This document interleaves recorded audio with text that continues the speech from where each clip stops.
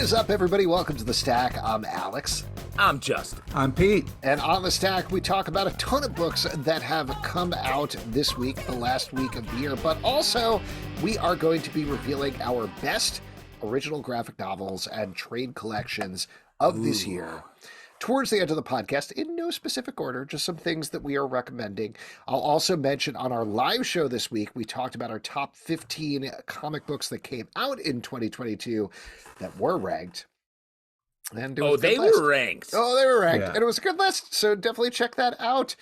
But why don't we get to it, because we have a lot to talk to on the podcast. Again, we're going to talk about the best graphic novels of the year towards the end of the podcast. But for new books, big one to kick it off, Timeless #1 from Marvel, written by Jed MacKay, art by Greg Land, Jay Leisten, Patch Zürcher, and Salvador Larroca. This is a book that is focusing on Kang and giving us hints and teases about some of the big events that are coming forward in the Marvel Universe over the course of the next year. This is a book that my son saw the cover of and said, "Oh, that looks interesting." Hey, that's proof positive right there. Well, let me say, I think he's right, because I found this to be interesting. I like Kang as a sort of a main character here, especially given Kang's new focus in the larger MCU. It's sort of nice to get a little bit more inside the Kang world.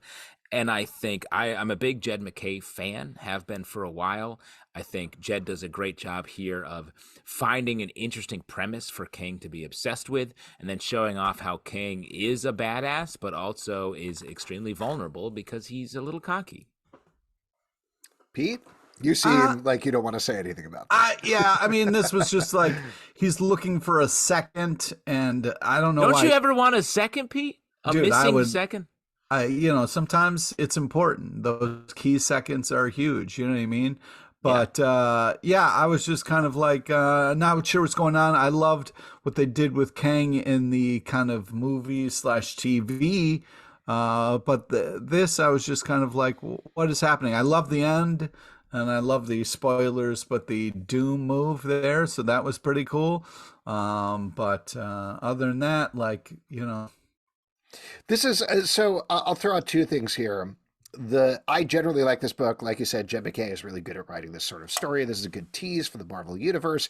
It sets up these Arthurian superheroes that are working against Kang to try to figure out what this missing second is in the Marvel Universe. It's a key to some sort of quest. There's some sort of prize at the end there, and there's a secret masked man that is behind everything, and a tease that he is going to be revealed. So there's a lot of mysteries that are being set up. I'm happy to follow them. I do think some of the fractured timeline stuff that we get in here, where Kang is jumping through time and he sees different things from different books, some we've already seen, some we are going to see. I was like, I don't know if that necessarily works here. Like, this is a very typical preview book type thing. Yeah, it works. It works every time because it's a little tease. It's a little tease. Yeah, but what do you mean mystery? It was clearly Doom, a little figurine of Doom, so it had to be Doom, right? No, it wasn't Doom. So at the end, we get this mystery figure. This guy who's created this new Knights of Camelot super team has a bunch of chess pieces, and the implication is he's taken down Kang. Next, he's going to take down Doom. He's probably going to take down the other big villains in the Marvel Universe. It was Doom because. So Doom... wait, Pete, in this world, you're saying Doom's sitting there and he has a little version of himself that he's playing chess with? Dude, he has Doom bots everywhere. What do you mean? He has versions of himself all over the place. I will say that is a fair point. But Pete, do you have a tiny little chess Pete that you're like, now chess Pete will? I'm nowhere near Doom's. Don't put me in that league. Chess Pete goes to Subway and orders a meatball sub. Checkmate. On the bent of what Pete was saying earlier, though, and this is very much on me and not on the book, but I keep getting hung up on with these Kang books. This is the same thing with, I think Jed MacKay wrote the previous Kang miniseries that came out as well. I'm reading them, waiting for them to turn Kang into Jonathan Majors, which should be, of all the characters in the Marvel Universe, the absolute easiest thing to do in the world. Yeah. And frankly, spoiler, when in the middle here, when this masked guy stabs Kang, it was like, well, killed Kang, stabs him straight through the heart. And Kang's like, I was like, okay, he's going to take off his mask and he's going to be modern Jonathan Majors and be like, I'm Kang. And then we can kind of move on from here. But instead, Kang's like, well, I'm still alive. And I was like, why? Why are you having this guy that looks like Tony Stark, Robert Downey Jr., still alive? let's just do the thing where we do the movie thing so he looks Yeah. like the guy from the movies, and then we can move on. Come on. I mean, that's fair, but I think that's it's hard to criticize this book Sure, for that absolutely. because I No, think that's this why book, I said it's on me. It's on me. yeah, this book shouldn't be burdened with that task. That's a larger editorial thing that they probably should do if they want to line up their TV Line and it up. movie, line it up with their comics. But I think this story stands alone as interesting without that. Totally agree. Again, it's on me and my personal thing that's hanging me up while I'm reading this stuff, but as itself, it's a good story. I'm interested to follow it and see where it goes. Next up, the Sandman Universe Dead Boy Detectives #1 from DC Comics, written by Pornsak Pichetshote, art by Jeff Stokely. This is following two ghosts that solve mysteries. Here they get embroiled with some other ghostly mysteries. I thought this book was great. How did you guys feel? Yeah, I mean, this was like, first off, like some amazing covers on this. Like the collector in me was itching. The one with the blue floaty one. I mean, that was. Do you think so it's cool. like a rash, or do you think it's something else? No, I'm saying that sometimes when I see something really good, I want to go out and spend extra money to buy it, you know. And it's you know, Sounds like poison ivy to me. all right. Anyways, I'm highly allergic to poison ivy. So Believe me, don't. I know. And for those of you listening, one time I think we were still doing a live in-person shows. Pete was like, "Hey, I can't make it tonight. I have poison ivy in my throat." I was like, "Yo, that's not possible, Dude, I got poison ivy so bad one time I couldn't open my eyes. Like I was blind for hours. It was fucking insane. It scared me about it. Okay, and I'm not that allergic to it, but But this don't was tangle such a great ish. I mean, I loved it. Two great characters, like so cool, so fun. Love the style, the vibe it had. It just such a good first issue. I was just so excited for more. And then at the end, the touching Kevin Conroy thing got me all fucking choked up. I mean, Jesus H. Yeah, that's not An related to the MTK story without in you. the comic. Oh but God, come out! It's in the comic, motherfucker. I like this as well. It's interesting. The Dead Boy Detectives feels like it's always like them relating to living people. So to put them in this first issue as like hanging out with some ghosts, and I believe very specifically exploring ghosts from Thailand or from Thai culture, which I thought was an interesting like educational side of this, and like putting new ideas on the old Dead Boy Detectives. I thought was really cool. Yeah, there's a real sense of melancholy that pervades this book throughout that I think is very unique to the comic book. Yeah, the reading vibe experience. of it. Yeah, it's great. Book of Slaughter #1 for Boom Studios, written by James Tynion IV, art by Werther Dell'edera. This is a JT4. essential issue if you've been following Something is Killing the Children and House of Slaughter, because not only does it push the overall story forward, but it actually, really for the first time, Explains. yes, it explains everything in text. It's all right there. Which I really appreciated. Like I like this universe. I've really enjoyed the House of Slaughter book. It feels like that was really moving through story in a good way. But this lays out sort of the whole world in a great way. This is truly essential reading, and it really solidifies a universe that is really interesting and exciting, and like a sort of adult version of like the Harry Potter houses in the Harry Potter world. If you're a fan of that, this is a great, deadlier version of that. And SDBR, bro. I mean, this is like unbelievable. Even before each kind of like paragraph of description of the artifact or house kind of symbol, just unbelievable artwork. You don't get a lot of action, but man, you get a lot of answers, and it explains a lot that we have learned along the way. Yeah, and just to be more specific about it, it follows this character who is in the House of Slaughter, who wants to go from being a white mask to a black mask. And over the course of the book, she looks at the Book of Slaughter, and it lays out the entire origin of the Order of St. George, what the masks are, how they work, how they all work together. But it's fascinating because we've been living with this for years at this point. So to really understand what all of this is laid out very clearly is really cool. And we've got a little bit of this information in the House of Slaughter book, but to have it all laid out sort of literally page by page, I thought was great. Murderworld, Spider-Man #1 from Marvel, written by Jim Zub and Ray Fawkes, art by Farid Karami. This is the second issue, despite the number, in this Murderworld saga where Arcade is essentially creating a Squid Game of his own in the Marvel universe. There's a bunch of Marvel heroes, specifically Black Widow, who are trying to track him down, while a couple of hundred regular people, there was a mutant in the first issue, but he was killed almost immediately in a twist, are trying to work their way through this. I will mention that Jim Zub, I believe he hopped into our. Did he send us an email or did he hop into the YouTube comments? I think it was on Twitter. It was on Twitter. That's right. He let us know that he actually had this concept before Squid Game. Squid Game just kind of oiled the wheels a little bit to let them do this concept. And that made me feel, frankly, a lot better going into this issue. I had a very fun time reading this, and it works really well. It's another sort of sneaky crossover in a good way, where it's a series. It's going to be a series of #1s, but all following these characters who are lost in this murder world. And this one, the Spider-Man-ness of it isn't. There's no Peter Parker here, no Miles Morales. It's just Spider-Man LMDs are out there trying to kill our contestants who are trying to make their way through Murderworld for a huge cash prize. But a lot of great twists in here, and we get a character that doesn't die by the end of the issue, so that's exciting. And also the Spider-Man theme song joke was fun. Yeah. One thing that I really liked about this, and that we could move on, is one problem that I always have on Arcade, a character that I really love and enjoy in the Marvel Universe, is his business plan makes no sense, because the way that we usually see him is he's been hired to kill the X-Men, and he brings the X-Men in and they shut down his operation. And next time we see him, he's been hired to kill Spider-Man and it doesn't work and they shut down his operation. And the question is, how does he keep operating these billion-dollar theme parks when none of them ever work? I've always looked at him as sort of he's Willy Wonka. He has more money than anything, and he's just like, here's what I like to do, murder. But he never really murders anybody. So to have this thing where it's clear he's had this Squid Game go on multiple times, tons of people are tuning into it on a live stream, actually legitimizes the concept of Arcade in a way, and presumably he's going to be shut down by Black Widow and company, but I guess we'll have to see what happens. So far, are you saying spoiler, dude? Whoa! You're saying Willy Wonka was a much better Arcade than Arcade because he got those kids killed? Yeah. And Charlie the Chocolate Factory. You've got a golden ticket to Murderworld.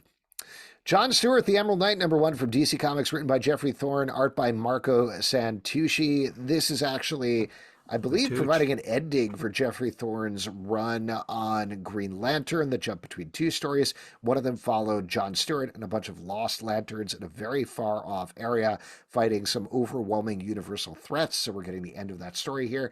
Given all that, how did you guys feel about this issue? Well, I was really impressed by the collision of different art styles in this book. It was really cool mixture, and you kind of get like the old-timey art with more modern stuff. You even got some pirate stuff thrown in there. Great to see John Stewart, one of my favorite Justice League members. But it's also tough because I'm so spoiled by, Far Sector that it's like, don't give me Green Lantern. I want Far Sector. Well, let me say this had some Far Sector-ness to it, though, I think, of all the Green Lantern books. Well, it just felt like it was like a story that was willing to just be outside of the regular Green Lantern world and really take some larger swings and deal with some more interesting stuff, which is what I like about the Green Lantern stuff.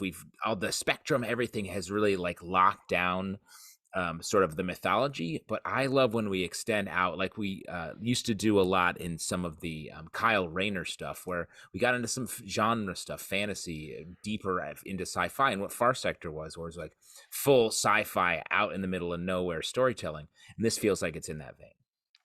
Mighty Morphin Power Rangers Teenage Mutant Ninja Turtles 2, #1 from Boom Studios and IDW, written by Ryan Parrott, art by Dan Mora. In this issue, kicking off of the surprisingly great first series, the poor Power Rangers and Turtles are just hanging out, having a good time, when, of course, a new enemy arises. Pete, you were jamming out to this. Take it away. Yeah, this was a fun team up. I love Leo talking to the Red Ranger about how frustrating it is to be a leader and with his team and different people kind of like interacting. It was such a nice moment for them.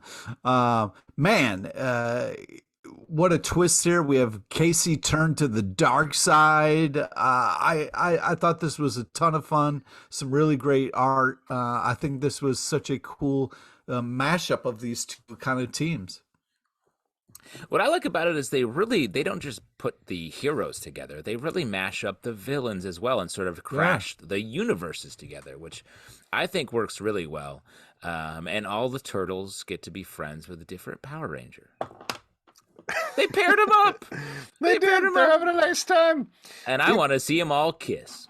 The Amazing Spider-Man number 16 from Marvel, written by Zeb Wells, art by Ed McGuinness. This is continuing the Dark Web storyline. Here we've got Chasm, aka Ben Reilly, taking it directly to Peter Parker himself. I've said this before about this. I can't believe how, in a good way, goofy this crossover is, and I have such fun reading every single issue. This not only has great bits throughout, from a scooter that can talk that gets knocked over in the middle of the fight, who's just complaining about, like, please pick me up, what are you guys doing, leave me alone, to the end of the issue where Peter Parker ends up in hell. It is a very silly version of hell. This is a silly goof.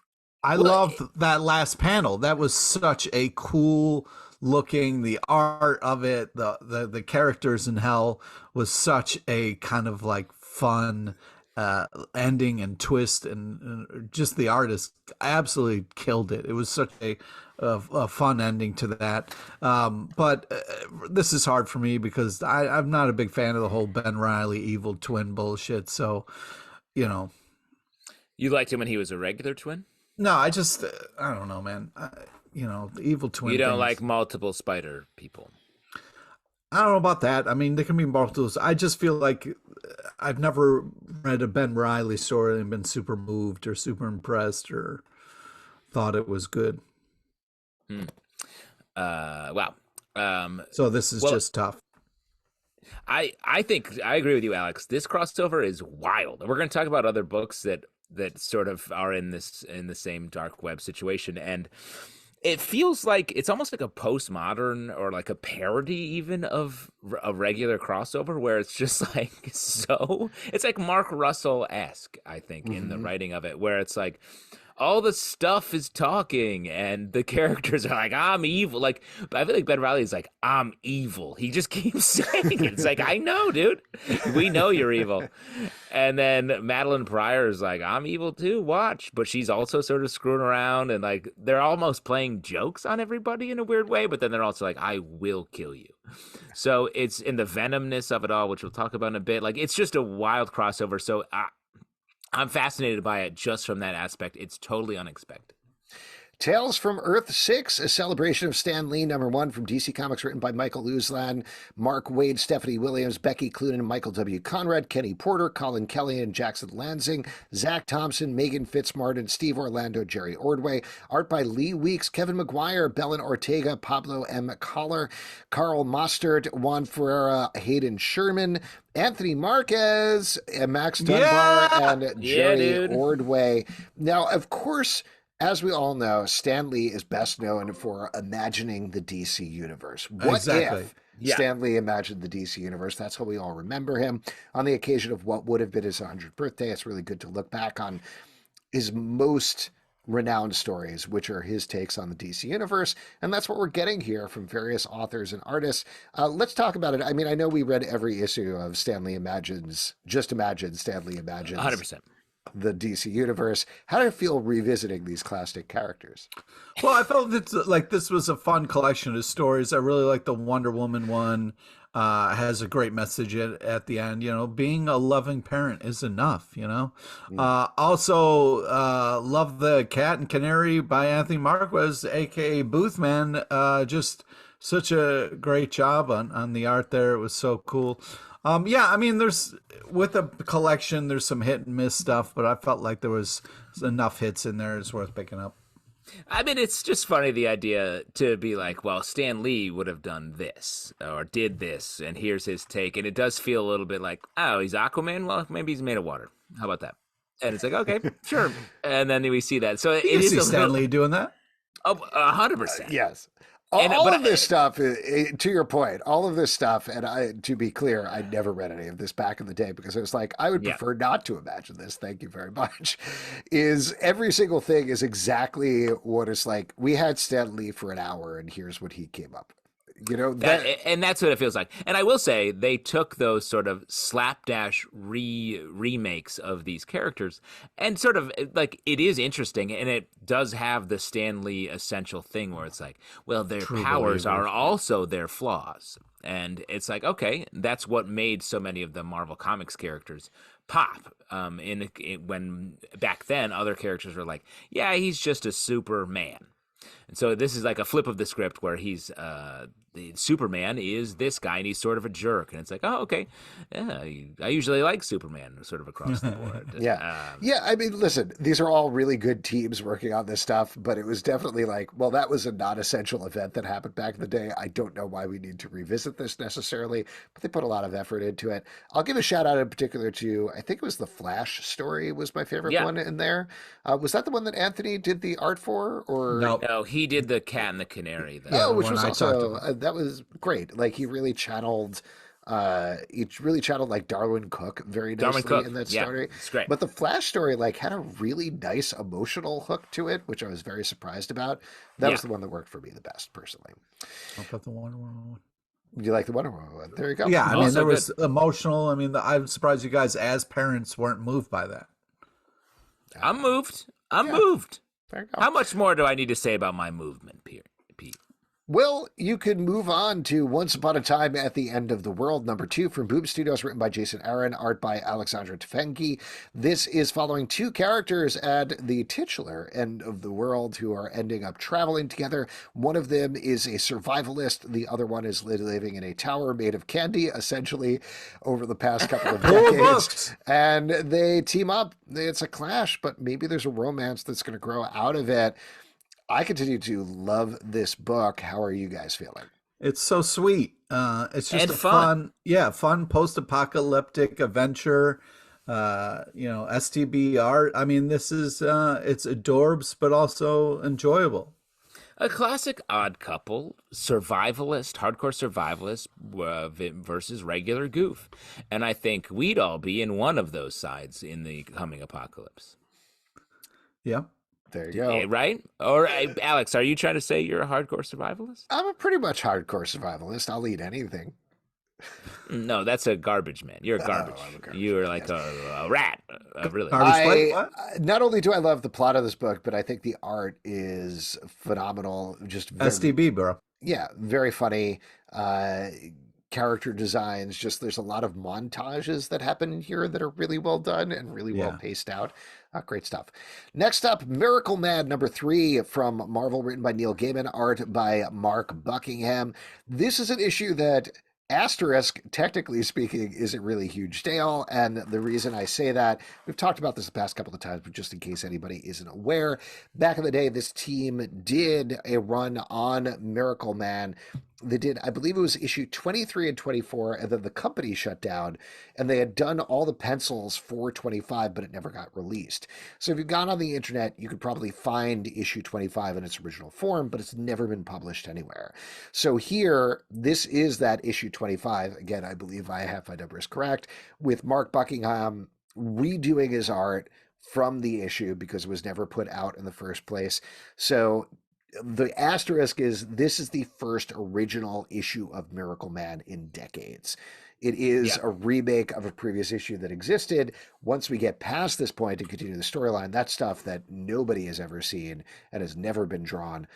But we've been talking a lot about Miracle Man, where it's going, how it's progressing, how we feel about it. So how did you guys feel about this one? Well, the meta-made stuff was a bit overly sexualized and a little weird. But it was a fun clash of art styles. Wow. I mean, I think the story here is like a boy goes out into the world And so, like, I think that what you're talking about, Pete, is like this boy is encountering sex, or I mean, there's no sex in this issue, but like just like I don't know, attractiveness or like whatever that's flying around here in that first way. And I think the story is about like all of the Miracle Man that's come before as hanging over the head of this character as he's moving out and doing new things. So it has like sort of a transitional, like life transition vibe to it. And I'm curious, like you're saying, Alex, this is the first, as we step into the next issue, that's when I feel like we're going to finally know what it's about now. We know what it was about in the past, and this is sort of the last remnant of that. And we'll see how it sort of remixes to the future. But Mark and Buckingham's designs are great, as always. Great. Neil Gaiman writes really interesting characters. I don't know. I'm curious to see where this goes. Action Comics 1050 from DC Comics, written by Philip Kennedy Johnson, Tom Taylor, and Joshua Williamson. Art by Mike Perkins, Clayton Henry, and Nick Dragotta. This is kicking us into the next phase of Superman as we not reboot the line, but really revamp the line for 2023. The big move here, and this is a huge spoiler, is we get a memory wipe for the entire world. Superman's secret identity is restored in a brand new way, thanks to none other than Lex Luthor. Go ahead, Justin. I was so surprised by this. This is such a rip of the Spider-Man way of doing this. And like, I get why, and I'm happy this decision was made. But I was really shocked by this happening in this issue. This was one of my favorite issues this week. This was such a great issue. I love this whole kind of setup here. Philip Kennedy Johnson is killing the game. The art is unbelievable. This is such a fun kind of foiled Lex Luthor plan, and in certain ways where Superman is pushed a little bit and then kind of like lets Lex Luthor have it. I absolutely loved it. Very cool and emotional and moving. I was super impressed with this. Well, shouts to the Nick Dragotta art, someone who I've loved, and to see him on this on the Superman book in full color, I thought was really great. Yeah. Totally agree with that. I also was a little thrown by the memory wipe thing. It felt like a very calculated plot thing. I also felt like in the first part of the book, when we finally got to that, I was like, this is Lex Luthor's plan. This is what they've been building to the entire time. But by the end, it becomes pretty clear that he has a lot more on his mind and he's working towards a lot more. So whatever the reasoning behind it, like all of these teams that are included here, and I'm curious to see where they take it now that Superman's identity is back in the closet. Well, I agree. Like, I like all sort of the gathering of all the stories of the year and sort of like like, let's take stock, make this one big change, and then move forward into the future. It was very cool. Yeah. The Roadie, number 4 from Dark Horse Comics, written by Tim Seeley, art by Fran Galan. This is the final issue of this title about a Roadie who is paired up with his daughter he never knew he had to fight the devil. It all comes down, of course, to a concert. I thought this was a great miniseries. I had a lot of fun reading this. This is a world that I would love to revisit again. How did you guys feel? I thought this was really touching. It was fucked up and weird, but very touching. Great art, crazy characters. Tim Seeley is very creative and fun. Yeah, I thought this was a great book. I actually want more of it. I feel like it just got to a point where I think they could move into something new with this character. Like, I want more adventures of the Roadie. It felt a little fast, I guess is what I'm saying. Yeah, that's fair, but it's a really good concept, very fun. Frank Galan's art is great and draws some great demonic stuff in particular. Next up, Venom number 14 from Marvel, written by Al Ewing, art by Brian Hitch. This is another dark web tie-in as Venom has been regressed back to his lethal protector 90s state, and here is going after the X-Men and mucking it up with Sync as Hallows Eve, I believe is the name of this character. Mm-hmm. It breaks in to try to get memories back from Madeline Pryor. Just to mention on reading order, the order that we're talking about them is the order you should read them. Go from Amazing Spider-Man to Venom to eventually we're going to be talking about Dark Web X-Men. I will say, beyond the fact that Brian Hitch, of course, draws a killer Venom action scene with him versus Sync, this is the issue where the emotional thrust of this crossover really hooked in for me, because this idea of an Eddie Brock who's like had his memory wipe, been reset into his factory settings, is I think the phrase that they use here. But he is struggling with like, who is my son? What am I doing? What are you talking about? What is happening on here? Really made me understand that, oh, okay, that's the plan. That's what's going on with Madeline Pryor. That's what's going on with Ben Reilly. They've both lost these chunks of their memory. They feel like their pieces are lost, and that's what they're trying to get back. So it's not a villain plan to destroy New York or get revenge on the X-Men or Spider-Man. They just want the pieces of them that are gone. And it was interesting to me that I got that through reading a Venom issue, which otherwise is a good action issue. Well, and even beyond that, I think it's more that a clone has been living their better life. I think is part of it. Like, and I read these books out of order, so the emotional impact didn't hit as hard for me in this book, because I agree with you. This was well done, and especially the amount of focus that's been put on Eddie Brock's love of his son. Yeah. The central focus of the last Venom crossover was like, gotta protect my son. And to this issue, have it sort of taken away, and watching that slip, I thought was a really good emotional payoff to the last several years of Venom story that we've seen. Yeah, I agree. There was some real touching moments here, and they were kind of toying with Venom, but he kind of has a moment of clarity here, or at least we understand the wants and needs a little bit better. So he wants brains. Yeah, so it was just like one of those things where I felt like a little bit more connected with what was happening, and I'm excited about what's gonna then how it's all gonna unfold. Do you think his tongue ever dries out? No, because it's out too much. Because like my sister-in-law had a pug that always had its tongue sticking out. Okay. I wasn't sure what you're not thinking about is when you eat pug. brains, it's super slimy, and like it really moisturizes the tongue. But you have to be eating brains pretty much on the reg if you're going to be moisturized. Yeah, I mean, Venom's pretty huge. You got to eat a lot of brains. Do you think that's why he's eating so many brains? Because he's like, my tongue dried out. When you get dried tongue, you got to eat brains. Yeah. Yeah. Do you think in an earlier story they were like, he was like, aloe? I need aloe vera. Puts the lotion on the tongue or gets the hose again, I always say. The Riddler, Year 1, #2 from DC Comics, written by Paul Dano, art by Steven Subic. This is continuing a prequel to The Batman, following the Riddler as he exploring and building up towards the central mystery that existed in the movie. I love the first issue of this, and I'll tell you what, I love the second issue too. I think what they're doing really effectively here is painting the actions of the Riddler as the hero of his own story, which leads us directly into the place that we find him in the events of the Batman. It's really well done. Plus, Steven Subic's art is absolutely phenomenal throughout. Yeah, it's amazing art. It's creepy art, but really amazing. Love the way Gotham looks. Love the panels using the colors the way it does. I'm not excited about this Riddler at all. So you're not? No, not even a little bit. Well, so you already met him. Yeah, but the art for me makes this book enjoyable. I mean, I want to finish reading this and then rewatch the Batman, because I think that's really the best progression here. And I agree, the art is fantastic. So many tiny little notes written on tiny pieces of paper. I love a tiny note. That's what crazy people do, bro. I do it. That's what I'm saying.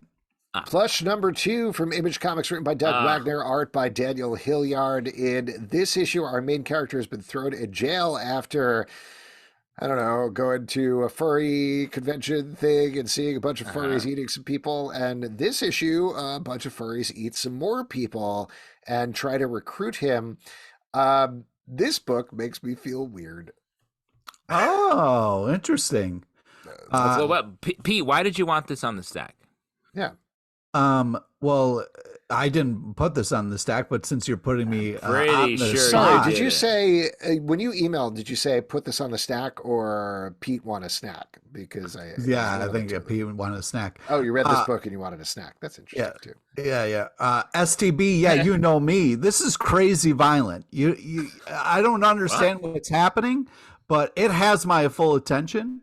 And I don't know what's going on, but it's fun and interesting. Also, this idea of love at first sight, like that was such a weird, insane moment that I'm just like, I'm in. I don't know why I'm in, and I'm a little disgusted that I'm in, but man, I don't know what it is about. It's the art, but man, it's impressive.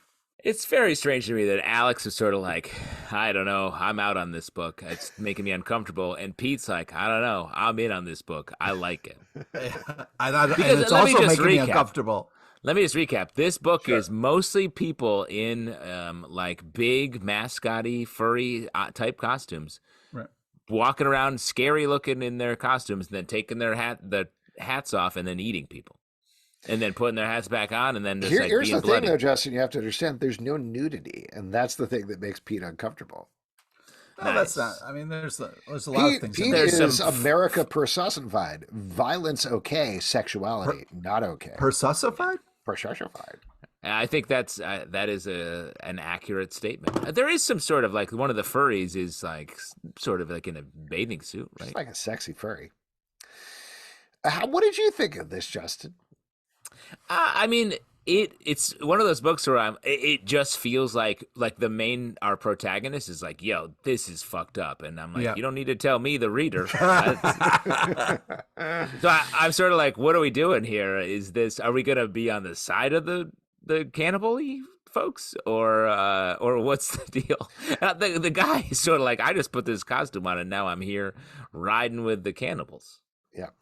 Wild stuff. Let's move on to one of my favorite issues of the week, She-Hulk #9 from Marvel, written by Rainbow Rowell, art by Takeshi Miyazawa. And I'll just mention, I do want to get into spoilers here because this issue kicked me straight in the gut. Like, I felt in awful. The pants? No, in the gut. In the gut. I was going to say the nuts, but I didn't want to take your thing, Pete. This is She-Hulk has been captured by these two characters who want to use her gamma to become perfect like her.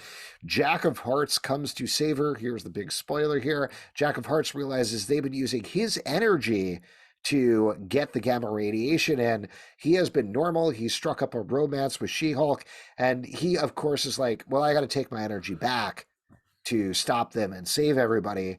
And that's the point. For the first time in the series, She-Hulk breaks the fourth wall, turns, yells at the creative team, yells at the writers, is like, please don't do this to me this time. And like, talking about it, like legitimately my eyes are starting to well up a little bit because it is so sad and so heartbreaking and ties into so much She-Hulk history. I know I said this with the last issue as well, and I don't think this is purposeful.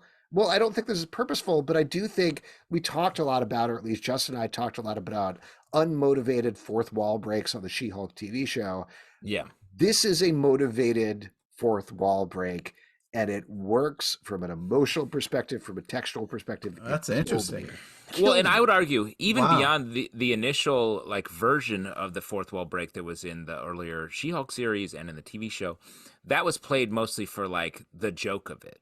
This had a huge emotional underpinning to it that felt even like, this is my favorite version of that. This felt like a super earned version of it.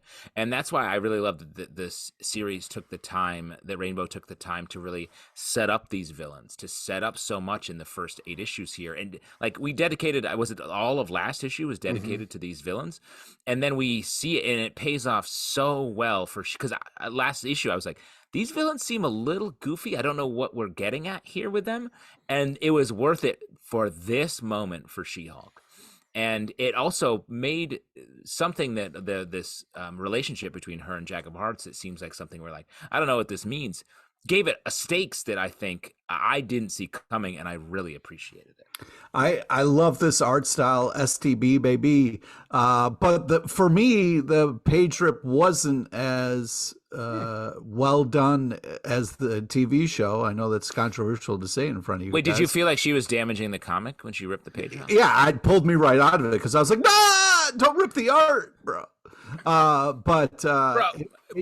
It caught me the wrong way.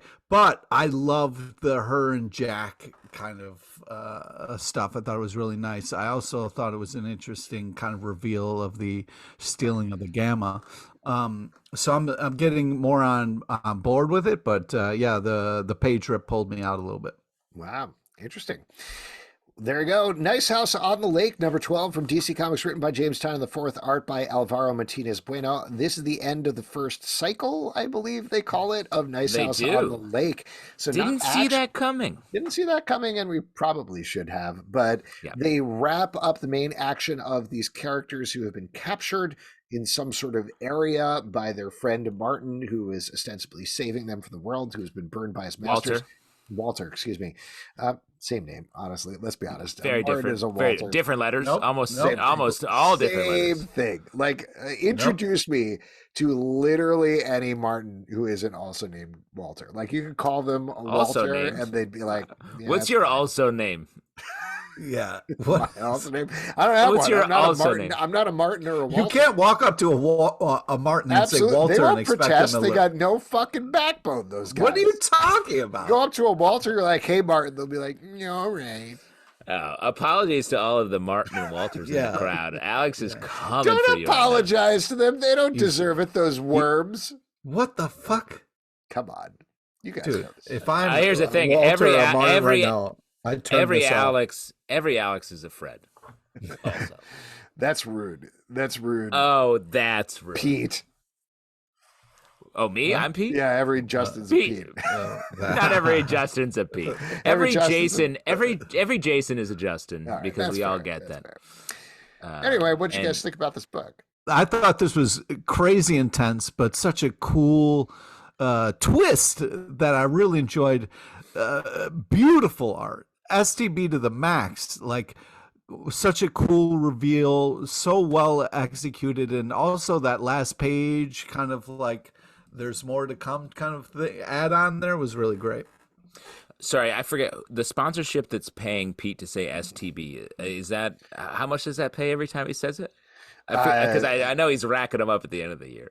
Yeah, I'm just trying to sell T-shirts, baby. Comicbookclub.threadless.com. Get your STB shirts right now. We do not get a lot of money off of that. Yeah, super tight bananas. You gotta really want it. I also like this book a lot. I feel like it has been a complex, like big palette sci-fi story, and it's really really pushing that. The fact that we're going into a whole new cycle here, I think, is really interesting. Frankenstein, New World Order, number 4 from Dark Horse Comics, written by Mike Mignola, Christopher Golden, and Thomas Stagowski, art by Peter Bergting. This is following the adventures of a post-apocalyptic Frankenstein as he travels through the wasteland left over after the events of BPRD Hell on Earth, I believe, with a young girl. Long-term future, I guess. But we do get some frog stuff going on here, so there is that connection there. As a continuation of the Mignola-verse, I'm really enjoying it, even though I will say this issue, I wasn't 100% sure what's going on. What? Well, I mean, we're a little disconnected from Frankenstein for most of the issue. Like, most of the issue, we're following these frogs wandering around. Yeah. Wow. You hate frogs. Like, what's your deal? Like, we're with the frog people. We get to spend some time with them. They do that all the time in comic books. The frogs were a big part of the fight, but they were a little afraid. They didn't know what to do. My favorite issue of Avengers, I don't know if you guys have read this one, is the one where they spend a little time with the frogs. Oh, my God. Throg is one of my favorite characters, so go fuck yourself. Yeah, all right. Too.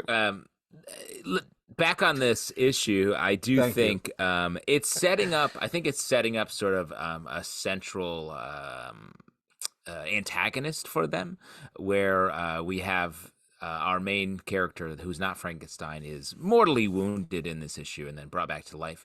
And there's a character who feels that on the other side, the frog, that I think was a part of that. So I think we're setting up a direct conflict that will be interesting to see how it pays off. Exterminate. I was just going to say, like, if you like Hellboy, I think you'll really like this. It's Frankenstein kind of taking the main kind of like brute of, instead of Hellboy there, but he's a little nicer, so it's and also I really liked the kind of using a little bit more colors and stuff like this, but I think it's a really nice pairing with Hellboy. Exterminators #4 from Marvel, written by Leah Williams, art by Carlos Gomez. This is following the adventures of a bunch of women X-Men characters, all of whom have light powers except for X-23, who has claw powers, and they are trapped by an evil vampire that wants to throw them in a glass menagerie of his own making, but not the Tennessee Williams play. Continues to be rude and fun, and I am enjoying this book. I agree. I like this series. The amount of wardrobe changes alone are fun and hilarious. This is the X-Men book that feels like it has the most energy right now. It feels like it's just telling the stories that it wants to tell, as opposed to others that feel like they're caught up in some larger continuity issues. I don't know what to tell you here. Like, it's called Exterminators, but it's it's a team putting on outfits and doing other things. So I don't know, man. But you just liked, when we were talking about plush, you liked it when people put on outfits. Is the problem that these outfits actually show too much human skin, and you prefer it if the human skin is completely covered? No, I just think it's very kind of. You didn't like it because they fall on a baseball game, and you don't like the fact that X-Men. I love the baseball game. Yeah, I didn't like the baseball game shout out. I also didn't like all the talk about, like, you just like watching us pee. I was like, what is happening here? Oh, I thought that bit was very funny. That was fun. I'm glad. It's just it's a different tone. It's a different kind of vibe, and either you like it or you don't. But the art's great. Tim Drake. Or maybe you just like it. Tim Drake Robin #4 from DC Comics, written by Megan Fitzmartin, art by Riley Rosmo. Tim Drake is on the trail of somebody who has been killing folks in Gotham City, is specifically through old detective tales. We get a big reveal in this issue in terms of who is behind it and why. This book is great.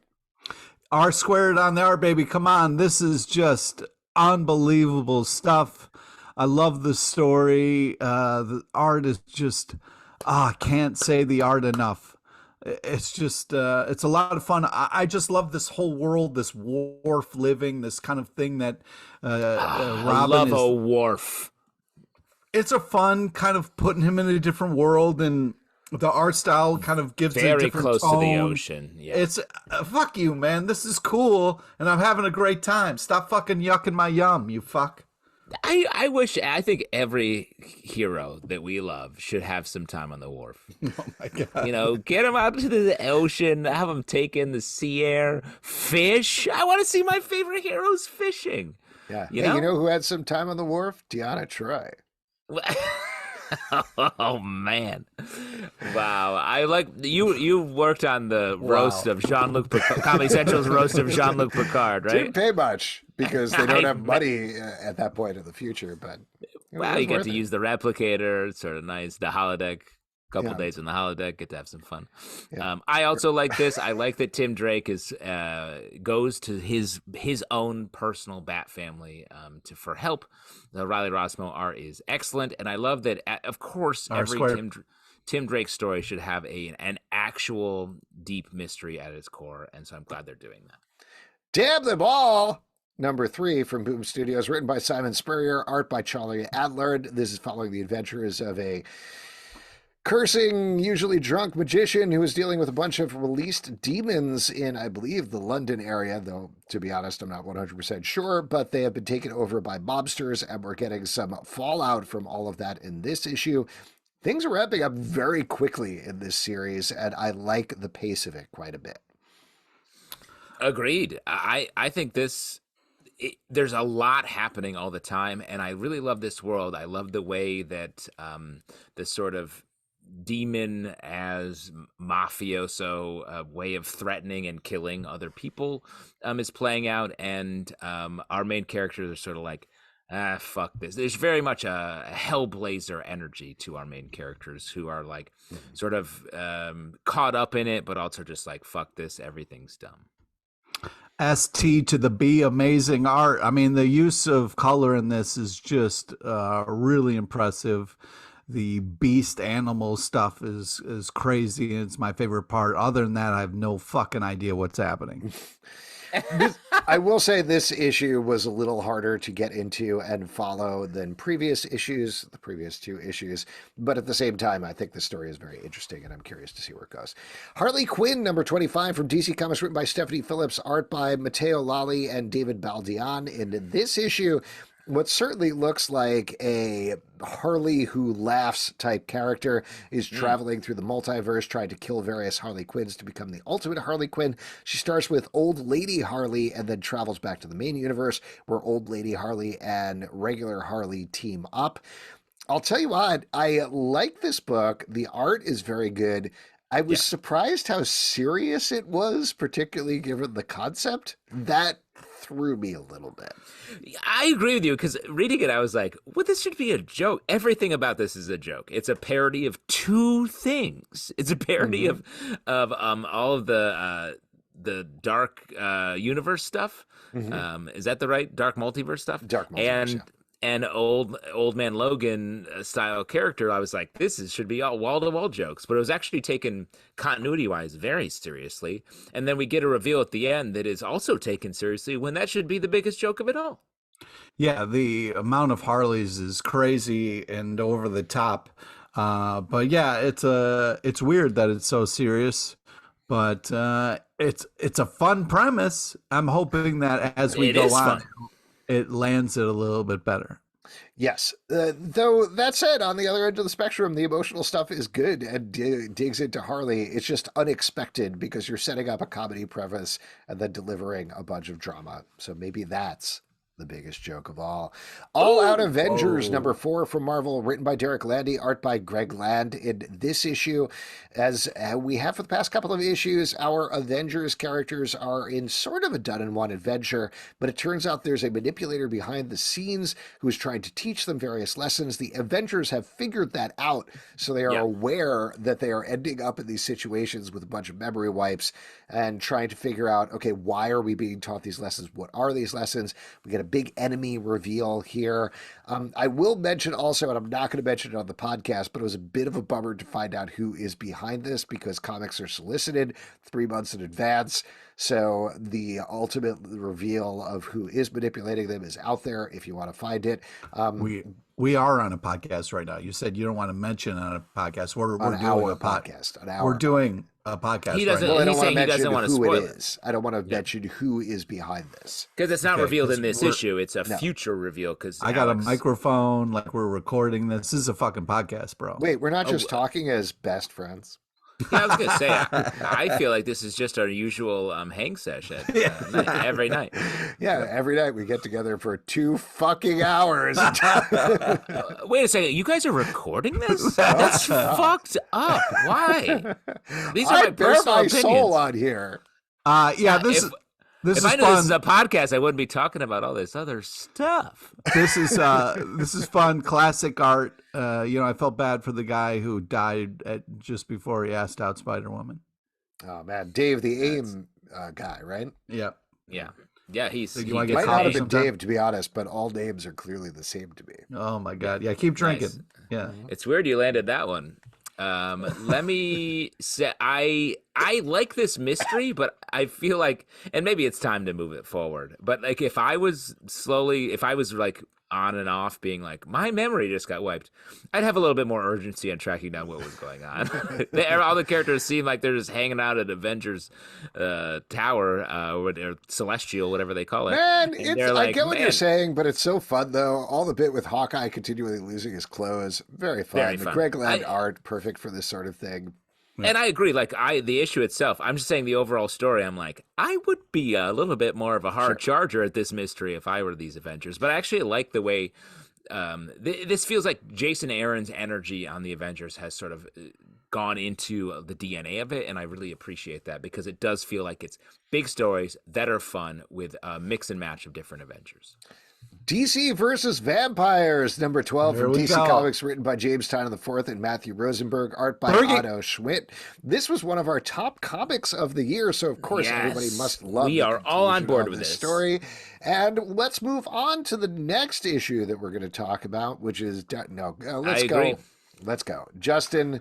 I know you were positive, Pete. You were negative. Debate.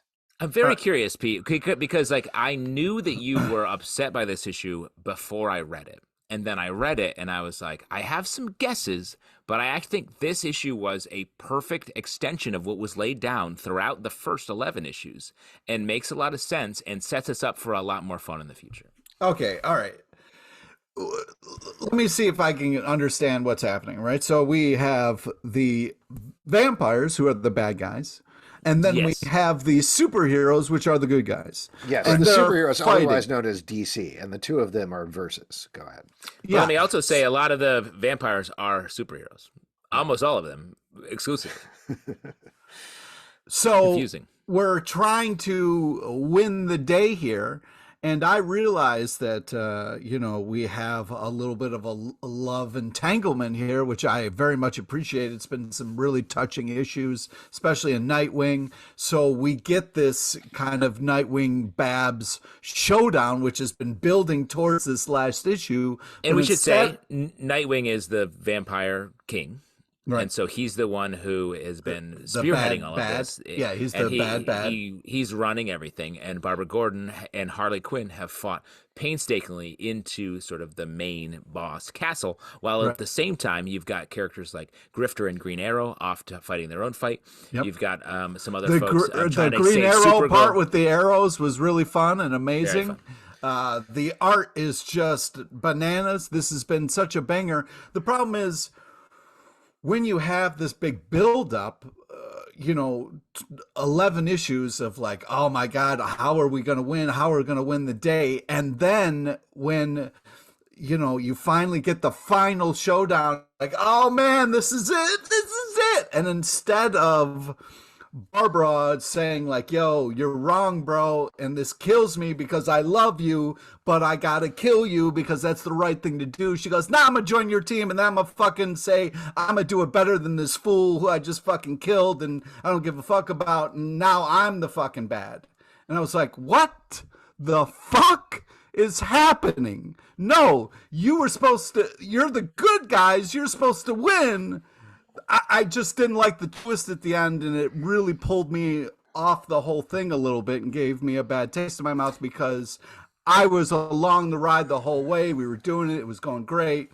And then the rug got pulled out from under me a little bit, and I was really surprised by the choice. I can understand the choice. You love somebody, you can't kill them, but you're a crime fighter, and you know what's right and wrong, and you can't just let somebody suck your blood because you love them. So you're saying this story, which featured heroes being turned into vampires, it really bothered you when a hero was turned into a vampire at the end? Well, because we're fighting against that the whole time, not for that. I mean, I understand. Like, I understand why that bothered you, but I think it was such a fun little turnabout. I think we expected in this issue for Dick Grayson to be defeated somehow by Barbara. Right. And the fact that he was, but also replaced because she's a vampire. The whole thing is the vampires make you evil. And maybe she's still, we don't know. There are some vampires in this world that have been aiding the humans. I wanted her to fight him, not be like, oh, But I think, Harley had it right. Harley was like, hey, he's influencing you. Emotional yeah, exactly. That's part of the vampire power Stop set. doing that. When the crazy person is calling you out for doing crazy shit, you know you're in the wrong. But Pete, that's what the story was. That's probably not applicable to this situation. Go ahead, Justin. That's what the story was. The story was written in this way to unsettle you, I think, and I think it is working on you. So I think you should appreciate that, while also setting up that there are more heroes out there. Supergirl, especially, is ready to lead a faction. We got Green Arrow and Grifter, there's having still a lot of hope. fun. But I was just really, I thought Barbara was going to do it. I was all. Let me say, this issue made you want to tune in for some more. No, because you got to burn it all down. I was super mad. Maybe you're a vampire then. I think the main thing, which I'm kind of getting from Pete, and not to speak for him, but my impression was, okay, this is the final issue of DC versus Vampires. Right. Instead, It's DC doing what I should have expected from a comic, which is, and the universe continues. Get ready for DC versus Vampires 2 if sales are high enough. Of course, that's what I love. That I love this book. I love that we get to do more of it. I love unlike some other books, the twist was executed well, and I'm looking forward to how that changes the whole storyline. I guess we'll see. Dark Web X-Men #2 from Marvel, written by Jerry Dugan, art by Rod Rice and Phil Noto. This is continuing the Dark Web storyline, of course, focusing on the X-Men, specifically the Summer Brothers are locked in limbo. As I mentioned earlier, Madeline Pryor is trying to get back her memories thanks to Jean Grey and Ileana, who she is tricking. And there's a couple of other X-Men things going on at the same time. This is delightful. There's a bit here where Madeline Pryor has hung a bunch of puppies around Scott Summers and taken away his visor. It's like, why don't you just open your eyes? Just blast a couple of puppies, why don't you? Very fun. I'm having a good time. And Havoc is in a Madeline Pryor outfit, essentially, from the past, which is happened also in Inferno. They did that in Inferno, which was hilarious back then, but they're treating it as hilarious. What I think this is, like I said this about the earlier book, like this is like a parody or a postmodern comic where it's like crossovers are dumb, so we're going to do one where we just show how dumb it is. And this one's doing that. But it's still a compelling story, and I like it. The visuals in this were amazing. Like the Mr. Sinister dollhouse thing was really cool. The fact that Cyclops could be shut down by putting puppies on his face was the funniest thing to me, because like I hate Cyclops, so that's hysterical that Cyclops can be stopped by puppies. Don't you love that he loves puppies, though? What? Or do you hate puppies? Oh my God. You wanted him to blast the puppies? You psycho. Oh my God. But also the big ass slap at the end was kind of funny. Yes, very funny as well. Wonder Woman Historia, the Amazons #3 from DC Comics, written by Kelly Sue DeConnick, art by Nicholas Scott. This is bringing, I believe, this phase of the Amazons' history to a close.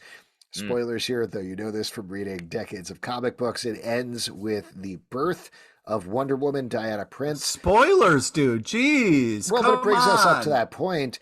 And I'll say this is the most beautiful and heartfelt rendition of Diana's origin I think I've ever read, ever. And I think that's down to the heart and imagination that Kelly Sue DeConnick puts in here, but also the way that Nicola Scott executes on the art, in particular the stuff in Olympus, which is stunning. We talked about this in our best comics of the year, but this comic is a triumph from first page to last. Yeah, I mean, this is super tight bananas art turned up to 11. It's absolutely gorgeous.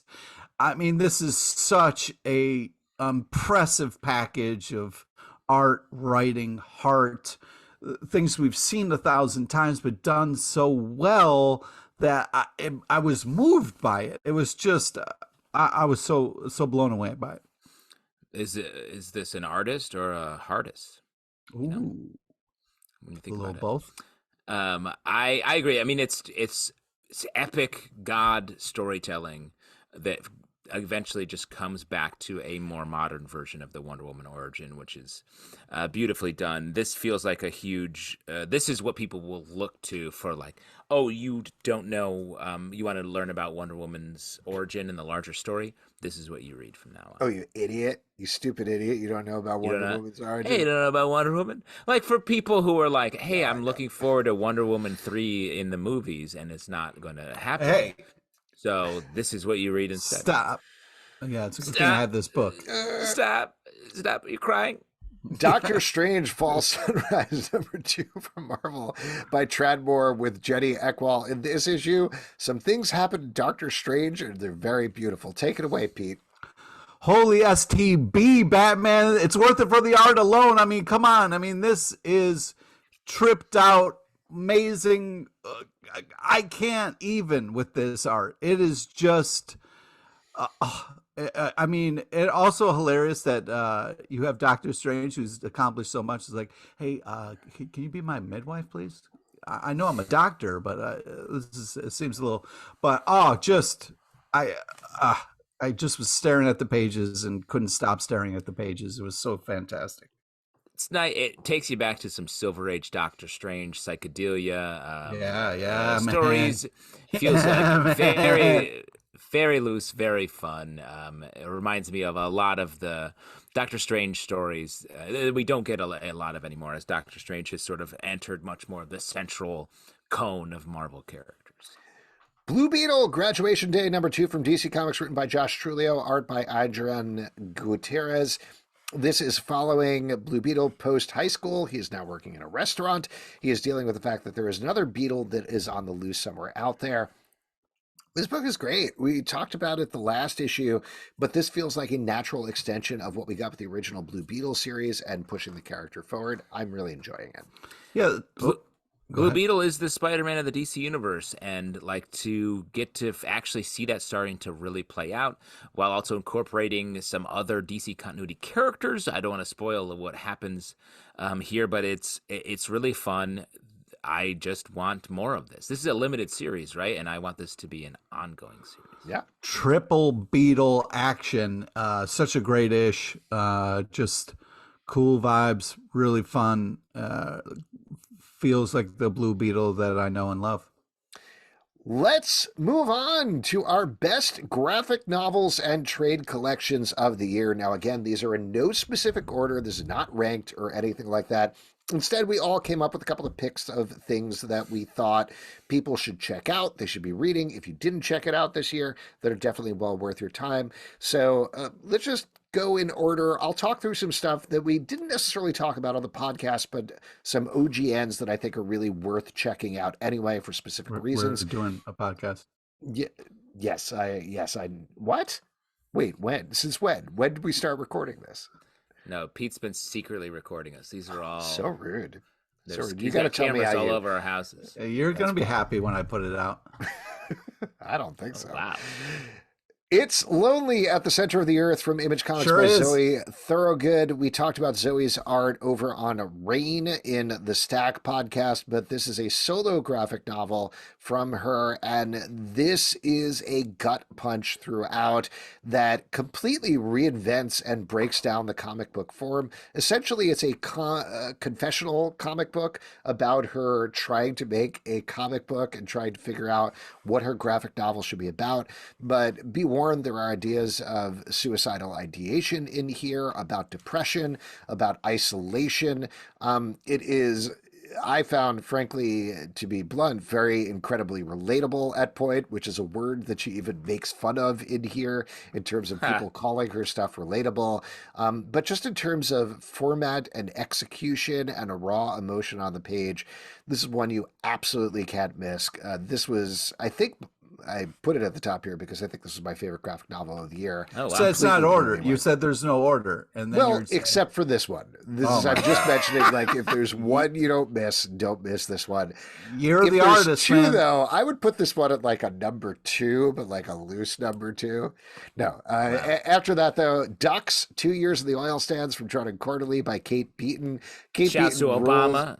Yeah, he got it from me, I think. Like, I feel like I'm saying it 100%. First and Obama is saying it second. Yeah. But if you know Kate Beaton for comedy comics, this has elements of comedy in here, but this is a true life story about the time that she went working in the oil sands in Canada. It's very much about how we work, when we work, quote unquote, like grunt jobs, but there's also some really serious emotional stuff that goes on here that like sneaks up on you in the middle. It's mostly a slice of life, but it does have bigger things to say about oil and our dependence on oil and our relationship with big companies and how they use people.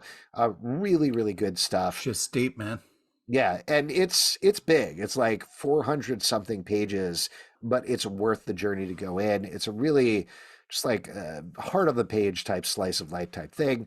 Next up, Clementine Book 1 from Image Comics by Tilly Walden. This is a spinoff of the Walking Dead series, and in particular the Telltale games, where he followed Clementine as a kid. Those are, I will say, I've said this a million times on the podcast, but the Telltale games are probably the best Walking Dead thing, even beyond the comic book series.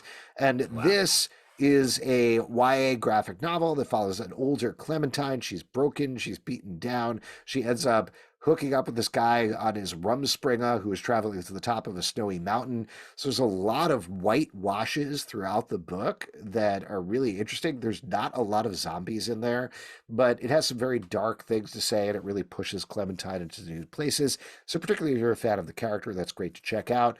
The Night Eater, She Eats the Night from Harry N. Abrams, written by Marjorie Liu, art by Donna Takeda.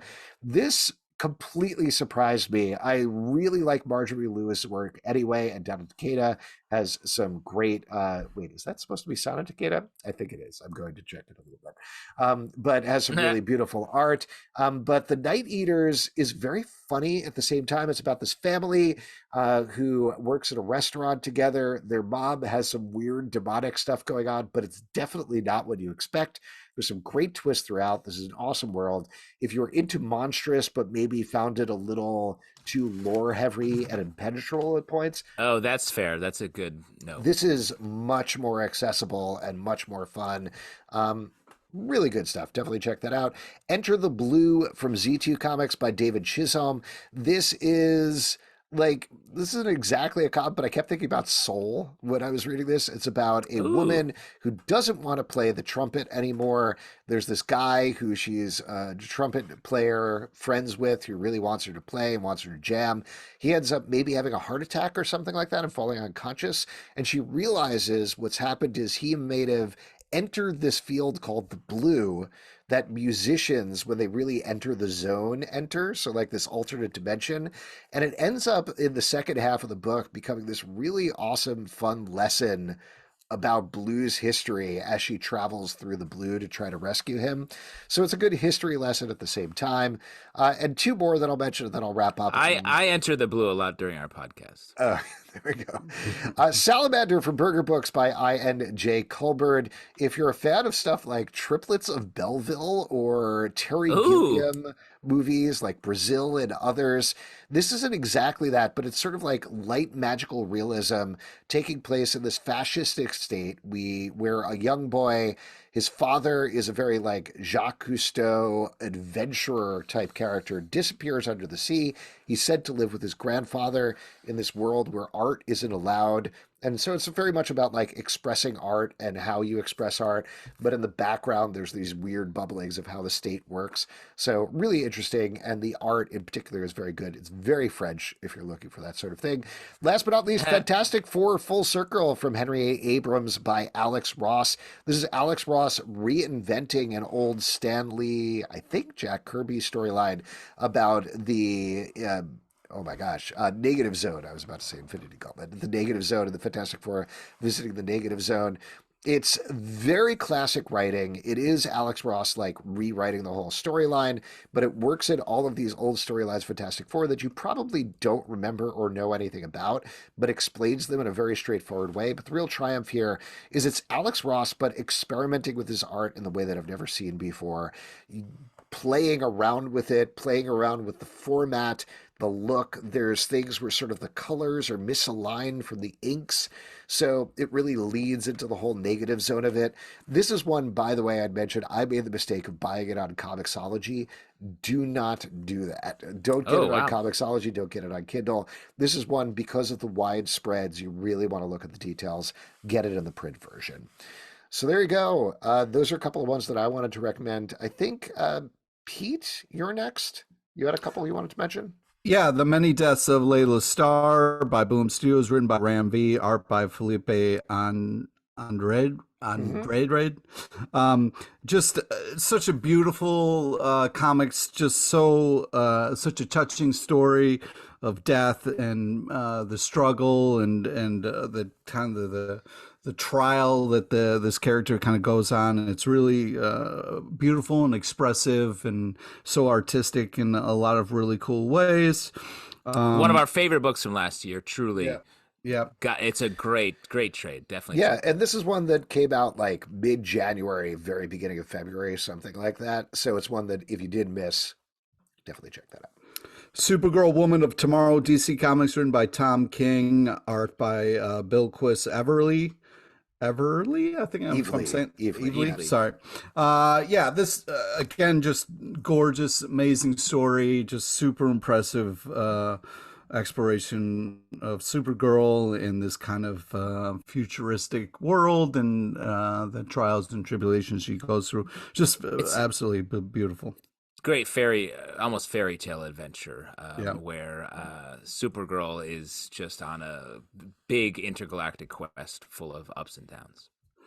Yeah, and then the 6 sidekicks of Trigger Keaton, Volume 1, Image Comics, Kyle Starks, who we had on the show, and we I talked about. I wish we had talked to him about 6 sidekicks. Well, it's funny because he brought it up. Oh, okay. We didn't even have to bring it up, and he was right. It's action-packed, time traveling, all sorts of crazy race stuff. It's just it's crazy fun. Racing stuff, just to racing, be clear. Racing with cars, not race stuff. Oh, sorry, I thought racial, I said that. Not racial racing. Yep, art by Chris Schweizer. Yeah. And anything else you guys wanted to add about this? I love this as well. Yeah. Super funny. Super funny. Really comic. funny. Yeah. And impressive. he mentioned this it's on the show, action, but also funny. Yeah. Exactly. The action is great in this. It was constantly surprising and a good mystery at the same time. I really hope people buy this because I want to see more. There's a promise of a sequel, and there should be one. A Righteous Thirst for Vengeance, Volume 1 and 2, Image Comics, written by Rick Remender, art by Andre Lima Araujo. Just one of those just epic kind of stories that has so much confidence. It has this interesting pace that we're kind of putting things together. We're kind of with this one main character for a little while as we kind of get to experience his life and what he's going through. It's just epic, over the top, and really cool. What you guys want to chime in on this? Great book. Yeah, it is a really good book. The art in particular is the hero to me here. It's this hyper detailed style that definitely leads into the violence because there's a lot of violence going on here. It's a very John Wick style story, but at the same time, I think, it's Rick Remender calming down and taking his time and focusing and not going absolutely wild, which is a very different mode to see him in. Very spare storytelling, not a lot of dialogue. And then my last one, Teenage Mutant Ninja Turtles, The Last Ronin, IDW Publishing, story by Kevin Eastman, Peter Laird, and Tom Waltz. It's just one of those things where this idea was created way back in the day at the start of Teenage Mutant Ninja Turtles, and they never got to tell this tale, and they're finally bringing this to life here, and this was such a cool creation. Teenage Mutant Ninja Turtles for me was the first thing that got me hooked, so this was an amazing thing to revisit and kind of take a bath in nostalgia. Take a bath. It was just such a great revisit to some amazing comic creations, and such a great idea. By the way, Pete, if you ever get a bad case of poison ivy again, make sure to take a nostalgia bath. Take a nostalgia bath. It'll clean you right really, up. just like soak. Probably won't help, but I appreciate what you're saying. Well, and especially if you got, that's when you get a Venom style tongue rash. You want to really just well, I don't want to put brains in my tongue. You know what I mean? I'm not into it. Put brains on your poison ivy burns. Justin, over to you. Great. A couple I want to rec. Carmen from Image Comics by Guillaume March. Yes. Just great images. Someone who dies, and their sort of a chance to pass through their life as a ghost. It was a really, really great series. Just the imagery is fully the lead here. The Nice House on the Lake, Volume 1. We talked about this book earlier from DC, James Tynion IV. This kicks it off and sets up this world where a bunch of sort of loosely connected people are brought to this nice house on the lake where they're slowly realized by a guy named Martin, right? Nope, I think it's Walter. Either way. A person they were friends / connected with named Walter, and they're at this house and they realize to their horror that the entire rest of the world has been burnt, and they have been rescued for a reason that they find out over the course of the story. Great series, great art, really interesting sci-fi tale. Batman Killing Time by Tom King and David Marquez. I thought this was just like a standalone book that was like, a fun story. And it kept cutting. It was Batman just fighting through a classic Batman villain situation. But then we get all these flashbacks to different time periods and historical events. And you're slowly realizing this is all I don't want to say too much, but it all means something. And the dates and times are ticking down to something important. Great action sequences, a lot of focusing on henchmen in one issue that really was a bit heartbreaking. Great it's not a crossover, but a great standalone story. The Me You Love in the Dark by Scotty Young and Jorge Corona from Image. This was a monthly that came out last year, but this was just a great standalone ghost story that I really got caught up in, and it will read super well in the trade. New Burn Volume 1 by Chip Zdarsky and and also Jorge Corona, back to back. Jorge. This was it's about a fixer who he's a fixer for the mob, but also works with the cops. He's an ex-cop. He's just solving these mysteries. Just a great concept where you have this. You have a note, Alex. Yeah. I marked that down wrong. It was Jacob Phillips does the art. Yeah. Great. For New Burn, Jacob Phillips from That Texas Blood, one of our selections for the end of the year books. But this is a great sort of noir-y story. New Burn is the name of the fixer, and then his sort of sidekick working along with him throughout. Great, that keeps getting pulled into the action. Made in Korea, a comic that Alex also loved, by Jeremy Holt and George Shull. That got into some I also liked it. Okay, and P also liked it. So how about that? Got into some big, intense issues that felt like it was going to be just a look at AI and family, and then it got into some much more deeper and intense stuff. Yeah.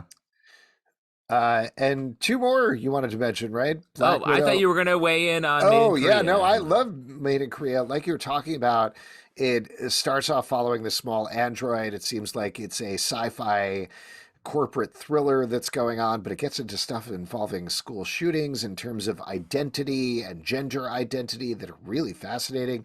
And despite these big topics, it ends up entertaining is probably the wrong word, but fascinating to read throughout. And it's just a really good, well-written and well-drawn comic. I was really blown away, impressed by this one. Yeah, just two more. Black Widow, Die by the Blade, Kelly Thompson, which I think capped Kelly Thompson's run on Black Widow, which got into some deep...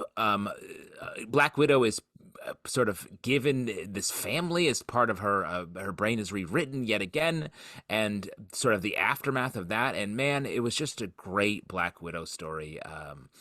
Something that we've seen a lot of great Black Widow stories, but this one was just found a new emotional level for me. And then Homesick Pilots, a comic that I loved. This is the third volume, but they're all great. Just a great comic that sort of did everything at once, but still worked. It was ghosts, it was kaiju, it was like rock bands coming together. It's a great series. Yeah. There you go. Those are some of our selections for the best original graphic novels and trade collections of the year. Definitely let us know which ones you liked. We always love checking out new comics. You can always let us know at comicbookclublive@gmail.com or hit us up on Twitter or the Patreon Slack if you're on our Patreon. And that is it for this week's show. If you'd like to support us, patreon.com/comicbookclub. Also, we do a live show every Tuesday night at 7 p.m. to Crowdcast and YouTube. Come hang out. We would love to chat with you about comic books. Apple, Spotify, Stitcher, or the app of your choice to subscribe, listen, and follow the show. Comic Book Live on Twitter at comicbookclublive.com for this podcast. This is a podcast. It's a podcast. We're doing a podcast. Is it? Are we taping it? For this podcast and many more, until next time, we'll see you next year at the Comic Book Shop. 2023, baby, the year of the artist.